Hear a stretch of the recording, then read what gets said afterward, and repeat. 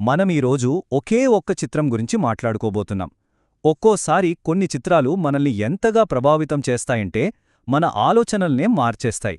ఈరోజు మనం అలాంటి ఒక శక్తివంతమైన చిత్రం వెనుక ఉన్న సైకాలజీని కొంచెం లోతుగా చూద్దాం. ఈ చిత్రం చూడండి. చూడగానే ఏమనిపిస్తోంది? ఒక వ్యక్తి అటూ ఇటూ కదలలేని పరిస్థితిలో ఇరుక్కుపోయాడు. ఎందుకంటే ఒక పక్క ఒక మొసలి, మరోపక్క ఇంకో మొసలి. తప్పించుకోవడానికి అసలు దారే లేదు. ఈ చిత్రం మనలో చాలామందికి తెలిసిన ఒక భయాన్ని కళ్లకు కట్టినట్టు చూపిస్తోంది. ఇంతకీ ఏంటా భయం? అయితే ఇది కేవలం ఏదో ఒక యాడ్ కోసం తీసిన చిత్రం కాదన్మాట. మనలో చాలామంది ఈ రోజుల్లో ఎదుర్కొంటున్న ఒక పెద్ద టెన్షన్కి ఇది అచ్చమైన ప్రతిబింబం. డబ్బు, ఆరోగ్యం, ఈ రెండింటి చుట్టూ తిరిగే ఆందోళనల కథ ఇది. ఈ చిత్రంలో ఉన్న వ్యక్తిని గమనించండి. చూడ్డానికి మనలాంటి ఒక సాధారణ ఉద్యోగిలా ఉన్నాడు కదా. అతని బట్టలు, ఆ నిస్సహాయంగా నిలబడ్డ తీరు, ఇవన్నీ చూస్తుంటే ఏమనిపిస్తుంది? అరే, ఇలాంటి పరిస్థితి ఎవరికైనా రావచ్చు అనిపిస్తుంది. అతని స్థానంలో మనల్ని మనం ఊహించుకోవడం చాలా తేలిక. అందుకే ఈ చిత్రం మనల్ని ఇంతలా కదిలిస్తోంది. సరే, ఇప్పుడు ఈ కష్టంలో ఉన్న రెండు పెద్ద ప్రమాదాల్లో మొదటి దాని గురించి మాట్లాడుకుందాం. ఏంటది? ఇక్కడ మొదటి మొసలిని చూడండి. దానిమీద ఏమని రాసుంది? అనారోగ్యం. నిజమే కదా? అనారోగ్యం ఎప్పుడు ఎలా మనమీద దాడి చేస్తుందో ఎవ్వరూ చెప్పలేరు. అచ్చం నేలల్లో దాక్కుని ఉన్నట్టుండి మీదపడే మొసలిలాగే. అందుకే ఈ పోలిక ఎంత పవర్ఫుల్గా ఉందో చూడండి. ఆ ప్రకటనలో వాడిన మాటలు కూడా చాలా సూటిగా ఉంటాయి. ఎలాంటి హడావిడి లేకుండా ఒకవైపు అనారోగ్యం అని సింపుల్గా చెప్తారు. ఈ సూటిదనం ఆ భయాన్ని ఇంకా పెంచుతుంది. అసలు అనారోగ్యాన్ని చూపించడానికి మొసలిని ఎందుకు వాడారు ఆలోచించండి. మొసలి ఎప్పుడు వస్తుందో తెలీదు, చాలా శక్తివంతమైనది, ఒక్కొక్కసారి ప్రాణాలు కూడా తీసేస్తుంది. సరిగ్గా ఒక పెద్ద జబ్బు కూడా ఇంతే కదా. సో ఇక్కడ మొసలి కేవలం ఒక జంతువు కాదు, మన లోపలుండే భయానికి ఒక సింబల్ అన్నమాట. అనారోగ్యం ఒక సమస్య అయితే దానికి అయ్యే ఖర్చు మరో పెద్ద తలనొప్పి. ఇప్పుడు ఆ రెండో మొసలి సంగతి చూద్దాం. ఆ రెండో మొసలి మీద హాస్పిటల్ బిల్లు అని రాసి ఉంది, గమనించారా?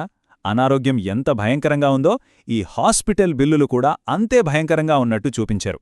అంటే దానర్థమేంటి? జబ్బు నుండి బయటపడ్డా ఆ అప్పుల నుండి బయటపడటం అంత తేలిక కాదు అని మనల్ని హెచ్చరిస్తున్నారన్నమాట. ఇప్పుడు ఈ రెండూ కలిపి చదివితే ఆ మొత్తం పరిస్థితి మనకర్థమవుతుంది. ఒకవైపు అనారోగ్యం, ఇంకోవైపు హాస్పిటల్ బిల్లులు. ఈ రెండు ప్రమాదాల మధ్య ఒక మనిషి నలిగిపోతున్నాడు. ఆ ఫీలింగ్ని ఈ వాక్యం పర్ఫెక్ట్గా పట్టుకుంది. అంటే ఈ యాడ్ ఏం చెప్తుంది? హాస్పిటల్ ఖర్చులు కూడా జబ్బు అంత ప్రమాదకరమైనవే. జబ్బుతో పోరాడటం ఒక ఎత్తైతే ఆ తర్వాత వచ్చే బిల్లులతో పోరాడటం ఇంకో ఎత్తు. ఈ రెండింటిలో ఏదెంచుకున్నా నష్టమే. అందుకే ఇది నిజంగా ఒక అసాధ్యమైన ఎంపిక. ఏ కథలోనైనా ఒక క్లైమాక్స్ ఉంటుంది కదా, ఒక ఎమోషనల్ పీక్ పాయింట్. ఈ చిత్రంలో ఆ పాయింట్ ఏంటో ఇప్పుడు చూద్దాం. ఆ వ్యక్తి ముఖంలోకి ఒకసారి చూడండి.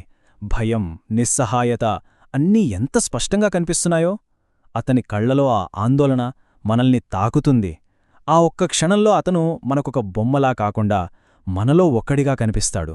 అతని బాధ మన బాధలా అనిపిస్తుంది. ఇక ఏం చేయాలో తెలియక అతను ఏమంటున్నాడో చూడండి. దేవుడా, నన్ను రక్షించు. ఈ మాటల్లో ఎంత ఆర్ద్రత ఉందో. ఇది కేవలం ఒక ప్రార్థన కాదు. ఇక నా వల్ల కాదు, నా చేతుల్లో ఏమీ లేదు అని పూర్తిగా లొంగిపోయిన క్షణమది. ఈ ఆర్తనాదమే ఈ యాడ్లో అసలైన టర్నింగ్ పాయింట్. ఇక్కడి నుండే మనల్ని సమస్య నుండి పరిష్కారం వైపు తీసుకెళ్తారు. ముందు మనలో జాలి, సానుభూతి కలిగించి ఇప్పుడు దీనికొక సొల్యూషన్ కావాలి అని మనమే వెతికేలా చేస్తారు. ఇది చాలా తెలివైన స్ట్రాటజీ కదా. సరే, ఇంత పెద్ద సమస్యను చూపించి భయపెట్టారు, కాని అక్కడితో వదిలేలేదు.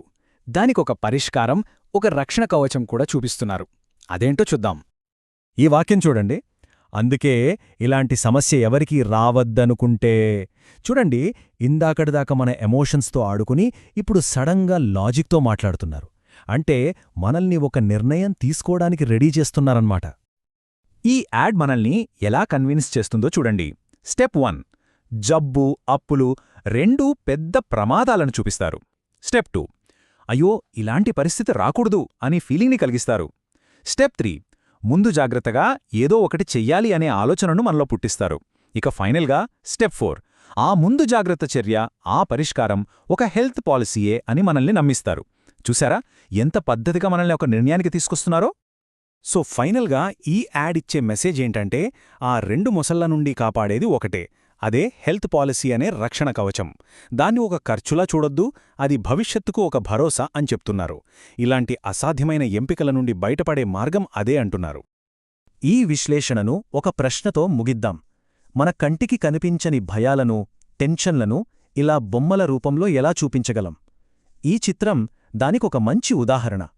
ఒక్కసారి ఆలోచించండి, మన చుట్టూ ఉన్న ప్రపంచంలో మనకు కనిపించని ఇలాంటి భయాలను ఉపయోగించుకుని మనల్ని ఏ విషయాలు ప్రభావితం చేస్తున్నాయో. ధన్యవాదాలు.